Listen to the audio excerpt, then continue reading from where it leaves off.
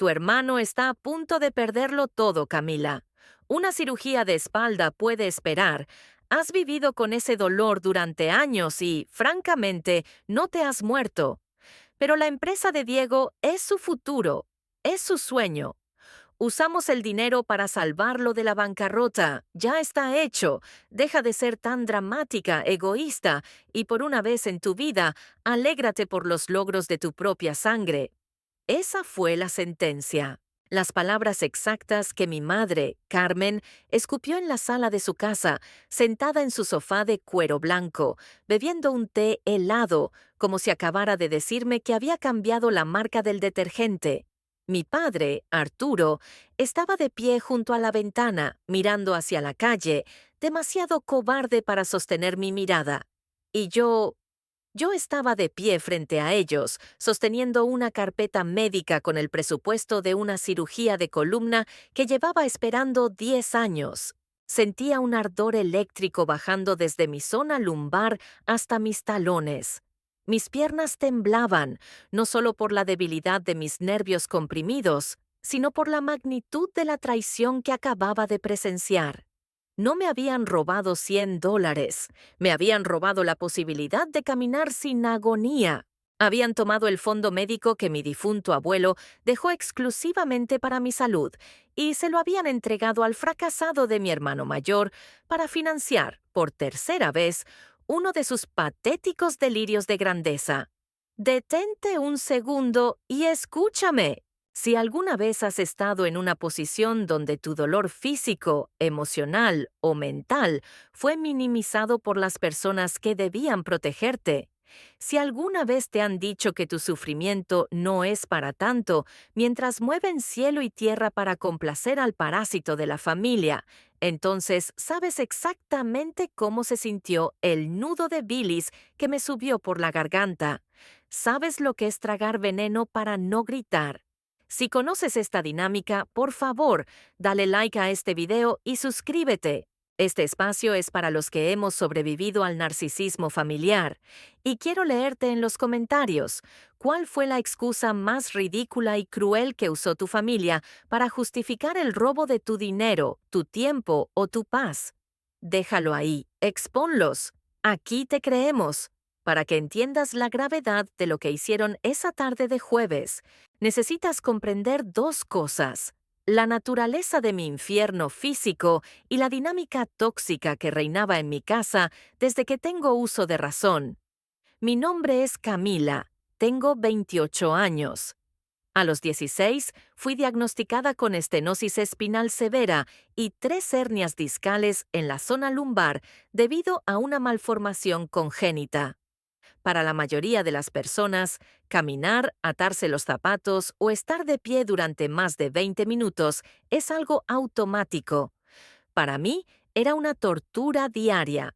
Vivía a base de infiltraciones de cortisona, analgésicos fuertes que me destrozaban el estómago y terapias físicas que apenas lograban adormecer el ardor constante que me atravesaba la espalda como un cuchillo al rojo vivo.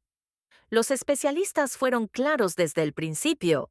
Eventualmente necesitaría una fusión espinal compleja, una cirugía mayor con implantes de titanio que reestructuraría mi columna. Era un procedimiento de alto riesgo, pero me garantizaría una vida normal. El problema era el costo. En nuestro país, los seguros médicos cubrían apenas una fracción de la cirugía si se usaban los materiales avanzados que mi caso requería. El costo de mi bolsillo, contando los honorarios del cirujano especialista, la anestesia, el tiempo de hospitalización y la rehabilitación, ascendía a exactamente $42,500. Mis padres nunca tuvieron la intención de pagar eso. De hecho, mi madre consideraba que mi condición era una inconveniencia social. Le molestaba que yo no pudiera usar tacones altos en las fiestas de la familia, le irritaba mi postura y frecuentemente me acusaba de exagerar mis síntomas para hacerme la víctima. Pero mi abuelo materno, don Héctor, veía la verdad. Él era un hombre de campo, rudo pero con un sentido de la justicia inquebrantable. Un año antes de morir de un infarto fulminante, cuando yo tenía 17 años, él me llamó a su estudio. Había liquidado unas tierras que tenía en el sur y creó un fideicomiso médico. Puso exactamente $45,000 en una cuenta de ahorros de alto rendimiento. Esto es para tu espalda, Camila, me dijo aquella tarde, sosteniendo mis manos con las suyas, ásperas y cálidas. No es para una casa, no es para un coche, es para que el día que tu cuerpo no aguante más, tengas a los mejores doctores del país abriéndote camino. No dejes que nadie te quite este derecho a vivir sin dolor. Pero como yo era menor de edad en ese momento, la cuenta quedó bajo la custodia legal de mis padres, con la estipulación de que los fondos solo podían ser liberados para gastos médicos comprobables o cuando yo cumpliera los 30 años. Confié en ellos. Ese fue mi error.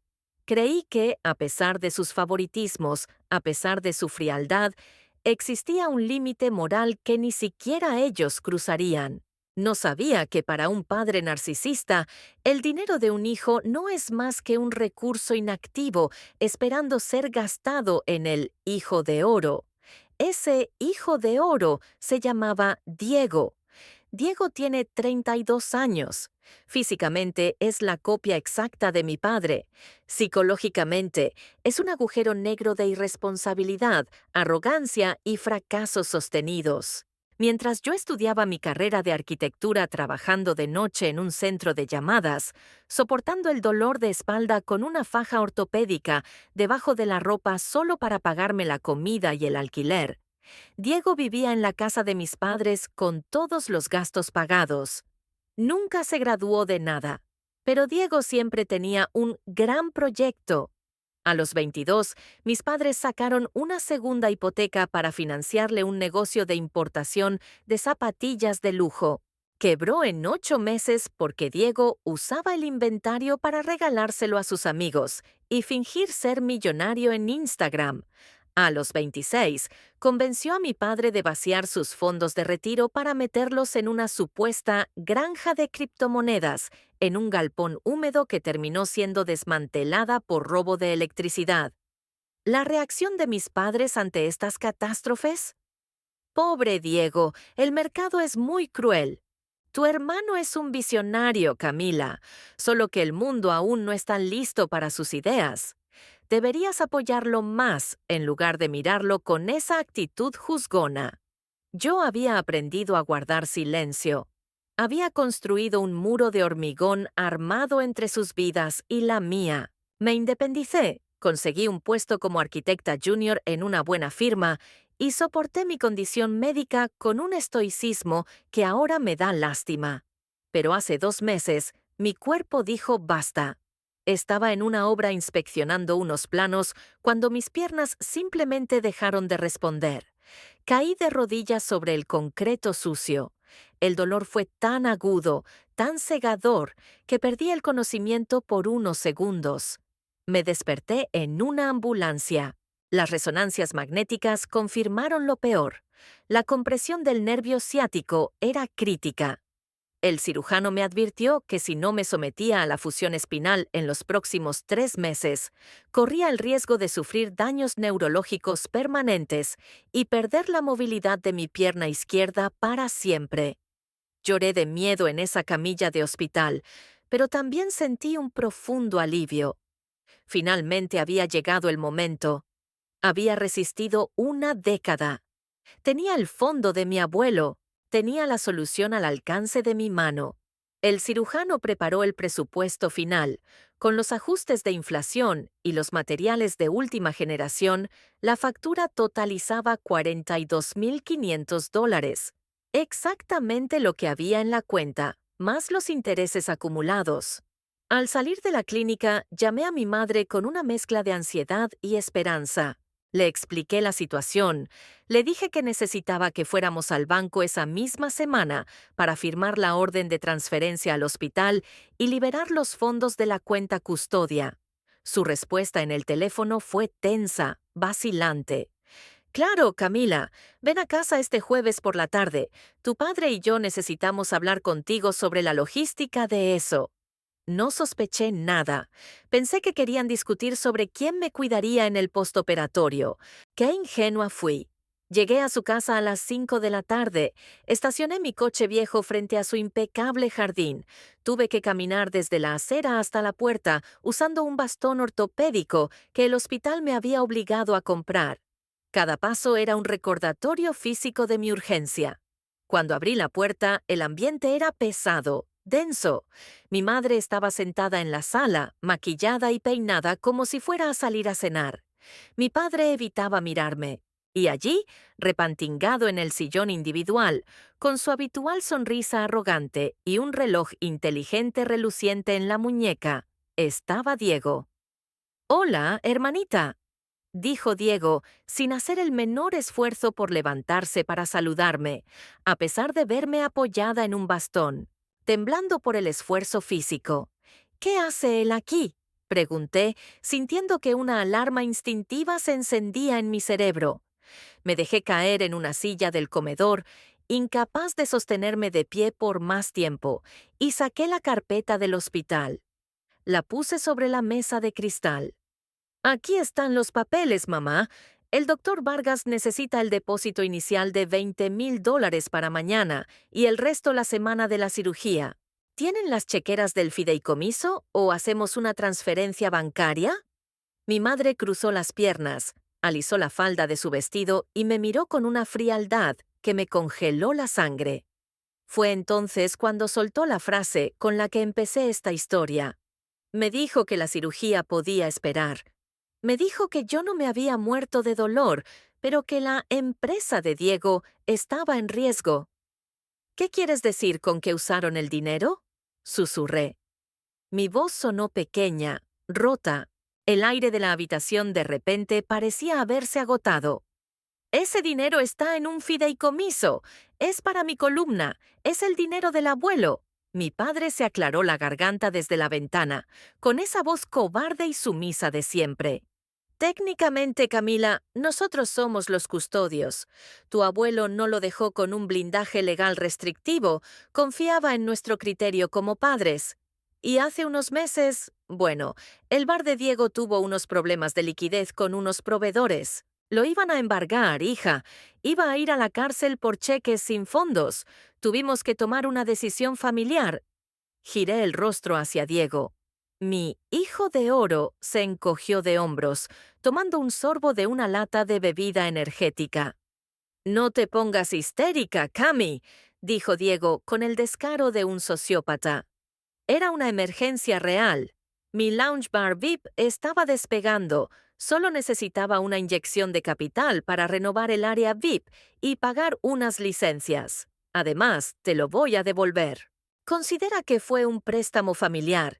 Te daré el dinero con intereses cuando las ganancias empiecen a entrar el próximo año. Te pones una faja unos meses más y listo, no es para tanto. «Tengo los nervios aplastados», grité golpeando la mesa de cristal con la palma de la mano. El dolor me atravesó la espalda, pero la furia lo anestesió temporalmente. «Si no me opero en 3 meses, voy a perder la movilidad de la pierna izquierda. Me robaron $42,000. Mi madre se puso de pie, furiosa, ofendida por mi tono de voz. «Baja la voz en mi casa, Camila. Nadie te ha robado nada. Somos tus padres y decidimos que el dinero de esta familia va a donde más se necesita. Tú eres una profesional, tienes un buen sueldo, saca un préstamo en el banco si tienes tanta urgencia. Tu hermano no tenía otra opción. Él es un emprendedor, tú solo eres una empleada. Su futuro depende de ese bar. Se acabó la discusión». Me quedé allí, mirándolos, mirando a las 3 personas que acababan de condenarme a una posible discapacidad física permanente para financiar un bar de mala muerte que, conociendo a mi hermano, fracasaría antes de Navidad. No había una pizca de remordimiento en sus ojos. Mi madre creía que había hecho lo correcto al salvar a su principito. Mi padre prefería mi sufrimiento al conflicto con su esposa. ¿Y Diego? Diego me miraba como si yo fuera un obstáculo menor, una molestia que estaba haciendo demasiado ruido por un poco de dinero. Fue en ese preciso instante, mirando sus rostros arrogantes y sintiendo el fuego de mi columna amenazar con paralizarme, que algo se rompió dentro de mí. Una cuerda invisible, un cordón umbilical de toxicidad y culpa con el que me habían mantenido atada durante casi 3 décadas. El dolor se apagó, el llanto que amenazaba con salir de mis ojos se secó antes de formarse.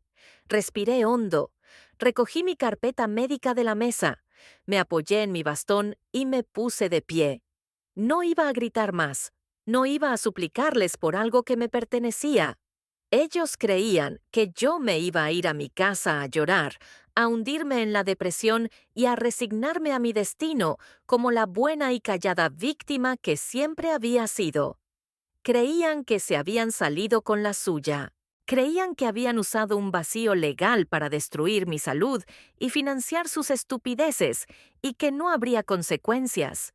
Pero lo que mi madre, mi padre y mi parásito hermano ignoraban era que, en mi desesperación por sobrevivir al dolor durante años, me había convertido en una mujer extremadamente meticulosa. Yo no era la misma niña asustada de 17 años que firmó esos papeles en la oficina del abogado de mi abuelo. Yo era una arquitecta. Yo sabía cómo leer contratos, cómo buscar cimientos podridos y cómo demoler una estructura defectuosa hasta hacerla polvo. Si querían jugar a la inyección de capital y al mundo de los negocios, íbamos a jugar. Salí de esa casa cojeando, cerrando la puerta detrás de mí en absoluto silencio. Cuando entré a mi auto, no encendí el motor de inmediato. Saqué mi teléfono y busqué en mis contactos un número que no había marcado en años. El número de un auditor fiscal que trabajaba en el Departamento de Hacienda, un viejo amigo de la universidad que me debía un favor gigante. Acababan de robarme el dinero para mi médula espinal. Así que yo iba a destriparlos financiera y legalmente hasta que no les quedara ni un solo hueso sano en sus cuentas bancarias. La guerra acababa de empezar, y yo iba a ser la verdugo. El viaje en coche desde la casa de mis padres hasta mi pequeño apartamento duró apenas 20 minutos, pero se sintió como una eternidad de agonía pura. Cada bache en el asfalto, cada vez que pisaba el freno o el embrague, un latigazo de fuego vivo me recorría desde la zona lumbar hasta la punta del pie izquierdo. Aparqué el auto y me quedé allí, en la oscuridad del garaje, aferrada al volante con los nudillos blancos. Lloré. No voy a mentir fingiendo que fui de hierro desde el primer segundo. Lloré con un sonido gutural, ahogado, golpeando el tablero hasta que me despellejé las manos.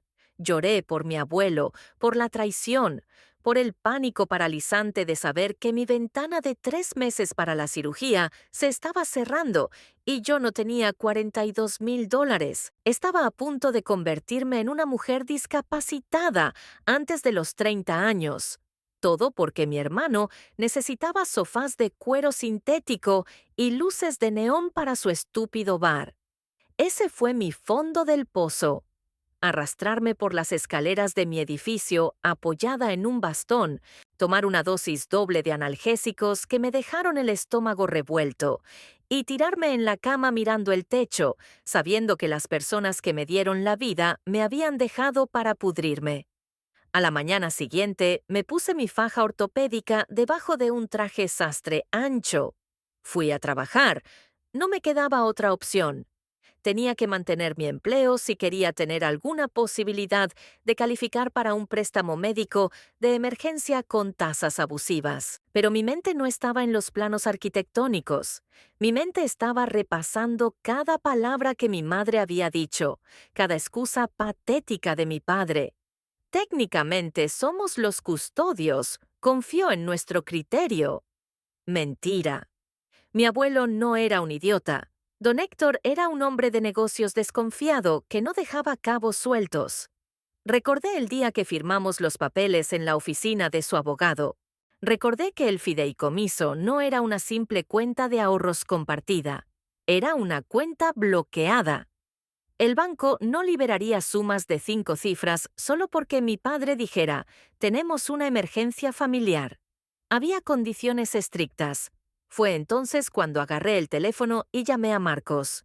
Marcos y yo fuimos compañeros en la universidad antes de que él cambiara su carrera a finanzas. Ahora era un auditor senior y especialista en fraudes bancarios en la capital. Le conté todo. Le dije la cantidad exacta, el nombre del banco, los nombres de mis padres, y le supliqué que me ayudara a entender cómo habían logrado sacar ese dinero legalmente.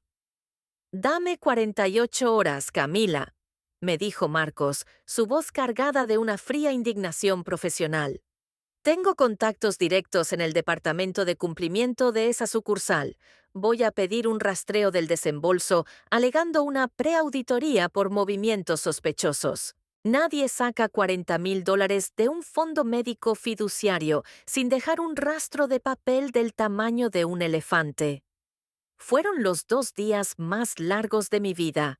El dolor ciático empeoraba. Empecé a perder sensibilidad en los dedos del pie izquierdo, una señal neurológica aterradora de que el nervio se estaba asfixiando irreversiblemente. El jueves por la noche, mi teléfono iluminó la oscura sala de mi departamento. Era Marcos. Camila, ¿estás sentada?, preguntó, y su tono no era el de un amigo consolando a otro, era el de un investigador que acaba de encontrar el arma humeante del crimen. Dime qué hicieron, Marcos. Todo. Lo escuché suspirar pesadamente al otro lado de la línea. Tu abuelo blindó esa cuenta mejor de lo que pensabas. La cláusula de liberación estipulaba que el dinero solo podía transferirse directamente a una institución de salud médica registrada o reembolsarse mediante la presentación oficial de facturas médicas a tu nombre. El banco nunca, bajo ninguna circunstancia, les habría dado efectivo para salvar el bar en bancarrota de Diego. Sentí un escalofrío helado subiendo por mi nuca. Entonces, ¿cómo demonios lo sacaron? Cometieron fraude federal, Camila, soltó Marcos, y cada sílaba cayó como un yunque en la habitación. Tus padres se presentaron en la sucursal hace 3 meses. Llevaron una carpeta física con una supuesta factura de una clínica privada de rehabilitación especializada en el extranjero. Detallaba un tratamiento experimental conservador para tu columna por un total exacto de $42,500. El documento tenía sellos falsos, membretes fabricados y tu firma. Falsificaron tu firma en un formulario notariado de autorización de reembolso para que el banco les depositara el dinero a su cuenta corriente conjunta. Una vez que el dinero limpio estuvo ahí, se lo transfirieron íntegro a la sociedad de responsabilidad limitada de tu hermano. El aire abandonó mis pulmones por completo. Mi propio padre, mi propia madre.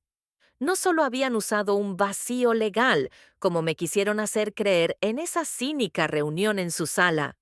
Habían falsificado documentos médicos oficiales y habían falsificado mi firma para cometer un delito grave de fraude bancario corporativo y robo de identidad.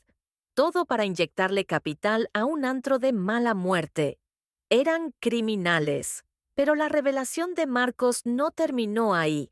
El hilo suelto de esta grotesca historia era aún más repugnante.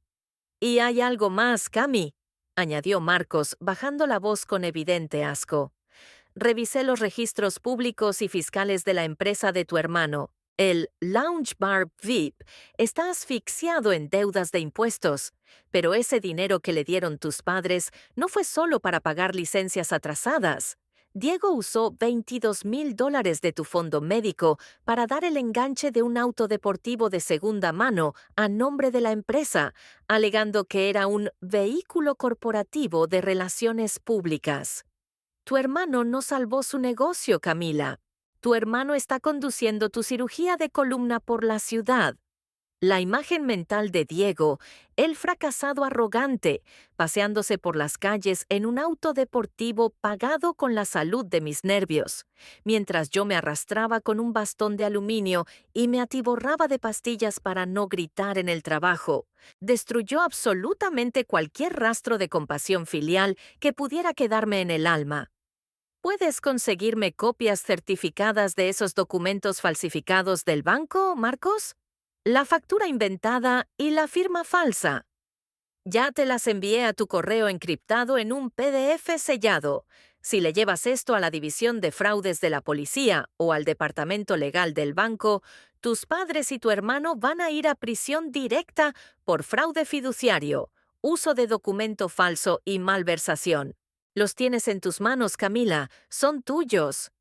Gracias, Marcos. Te debo la vida. Colgué el teléfono en la oscuridad de mi habitación. Abrí mi computadora portátil, con la luz de la pantalla iluminando mi rostro pálido, y descargué el archivo adjunto. Allí estaba. Mi nombre mal escrito, mi supuesta firma falsificada torpemente por la mano de mi madre y una factura patética, inventada con el logo robado de una clínica suiza. El fraude perfecto, ejecutado por la familia perfecta. Tenía el arma cargada y el seguro quitado. Podía llamar a la policía en ese mismo instante, enviar a unas patrullas con sirenas a su casa suburbana esa misma noche y recuperar mi dinero a través de un embargo civil rápido. Pero miré el calendario colgado en mi pared. Faltaban exactamente 14 días.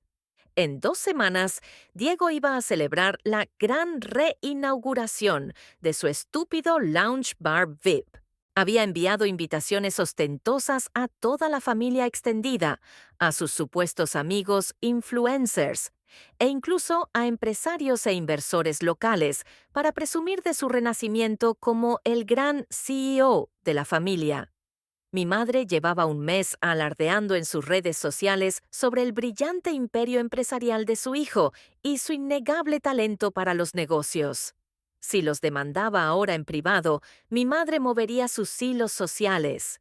Inventaría una historia victimizándose frente a mis tías. Diría que fue un malentendido contable, que yo era una hija vengativa, loca y celosa, tratando de arruinar el legítimo éxito de su hermano. Los narcisistas siempre saben cómo torcer la narrativa a puerta cerrada. No, eso no iba a pasar en mi guardia. Cerré mi computadora portátil, sintiendo una calma oscura, gélida y absoluta descender sobre mí. El dolor punzante de mi espalda seguía ahí, martillando mis vértebras, pero ahora ya no era una debilidad. Era combustible de alto octanaje. Iba a dejarlos tener su noche de gloria.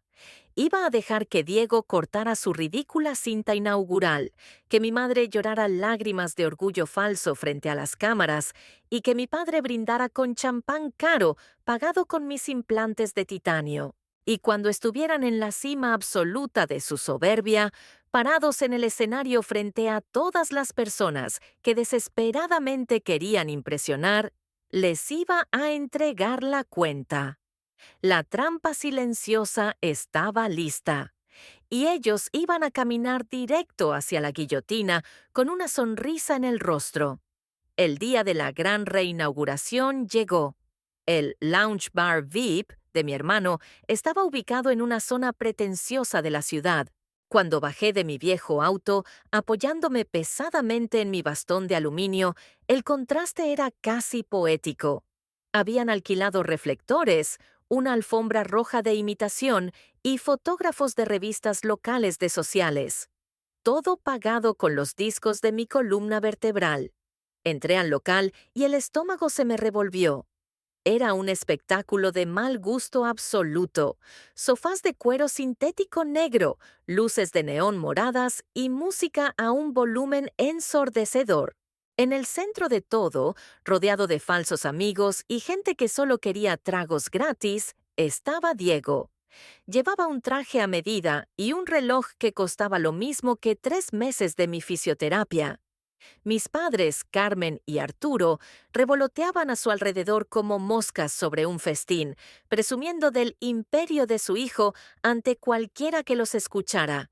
La campaña de difamación ya había hecho su trabajo. Mientras caminaba lentamente hacia la barra, arrastrando mi pierna izquierda que cada día perdía más sensibilidad, vi a mi tía Rosalía acercarse. Camila, qué sorpresa que vinieras a apoyar a tu hermano, dijo con una sonrisa condescendiente. Tu madre me contó que te gastaste tus ahorros en malas inversiones y que ahora estás resentida. Deberías aprender de Diego. Míralo, todo un empresario exitoso. Quizás, si dejas tu orgullo, él pueda prestarte dinero para tus pastillas. Apreté la mandíbula. Así que esa era la historia que habían vendido. Yo era la fracasada irresponsable y él era el genio financiero. Pero no todo el público estaba comprado. Sentado en una mesa VIP, apartado del ruido, estaba don Ernesto. Era el hermano menor de mi abuelo, un hombre de negocios implacable y el único inversor real al que Diego estaba tratando de engatusar esa noche para expandir la franquicia. Don Ernesto conocía a mi abuelo, conocía mi dolor. Y cuando me vio acercarme cojeando y sudando frío, su expresión se endureció. Camila, hija, estás muy pálida. ¿Por qué sigues así? Tu abuelo dejó ese dinero en el fideicomiso exactamente para operarte ya, me preguntó don Ernesto en voz baja. Toqué el sobre manila grueso que llevaba dentro de mi bolso. Tío Ernesto, murmuré, mirándolo fijamente. Diego te va a pedir $100,000 esta noche. Solo te pido una cosa. No firmes ningún cheque hasta que termine el brindis. Te prometo que será la mejor auditoría de riesgos de tu vida. Él me miró, captando al instante la gravedad letal en mi voz, y asintió lentamente. A las 10 en punto, la música se detuvo. Las luces principales enfocaron el pequeño escenario. Diego, con una copa de champán caro en la mano y la arrogancia saliéndole por los poros, subió los escalones. Mi madre lo miraba con lágrimas de orgullo en primera fila y mi padre aplaudía como un bufón. «Buenas noches a todos», gritó Diego por el micrófono, sonriendo a la multitud. Hoy celebramos el éxito, el fruto del trabajo duro, la visión y el capital ganado con sudor. Era el momento. El aire se volvió de hielo. Acomodé mi bastón, saqué el sobre de mi bolso y comencé a caminar directamente hacia el escenario. El golpe de mi bastón contra la madera del escenario resonó por los altavoces.